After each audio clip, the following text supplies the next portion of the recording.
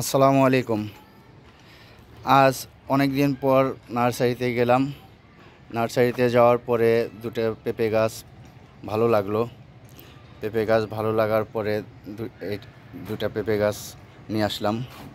এই দেখুন আমার পেঁপে গাছের চারা দুটো।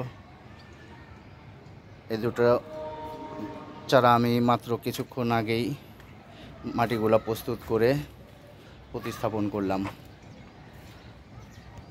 আশা করি 2 মাসের ভিতরেই আমার গাছগুলো দেখতে অনেক বড় হবে। দেখুন, এখন বলবো আমি মাটি তৈরিতে কি কি সার ইউজ করলাম। সার বলতে আমি তেমন কিছু ইউজ করিনি, শুধু গোবর সার, হিউমিক অ্যাসিড আর একটু ফাঙ্গিসাইড,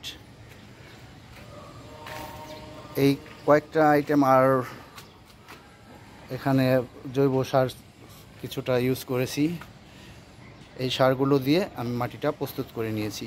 তারপরেই আমি পেঁপে গাছগুলো প্রতিস্থাপন করলাম।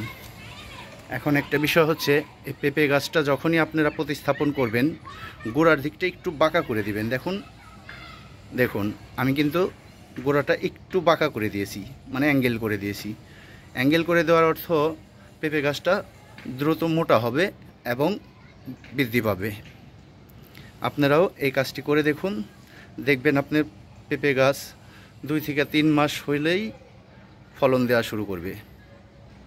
দেখুন আমার চারা পেঁপে গাছ। আজ থেকে 2 মাস পরে আবার একটা ভিডিও করব, আপনাদের দেখাবো 2 মাস পরে আমার পেঁপে গাছের গ্রোথটা কী।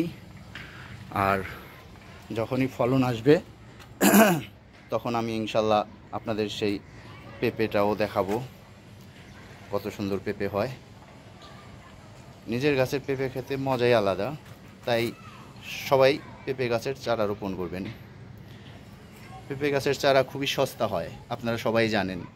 50 টাকা করে আমি 100 টাকা দিয়ে 2টি চারা সংগ্রহ করেছি। চারা দুটো এখন আমি প্রতিস্থাপন করে দিয়েছি। আশা করি 2-3 মাস পরে আমি কাঙ্ক্ষিত রেজাল্ট পাবো। ধন্যবাদ সবাইকে, ভালো থাকবেন। আমার চ্যানেলটা সাবস্ক্রাইব করবেন, যাতে আপনারাও সুন্দর সুন্দর ভিডিও পান এবং কিভাবে গাছ প্রতিস্থাপন করতে হয় সেটাও শিখতে পারবেন। আসসালামু আলাইকুম।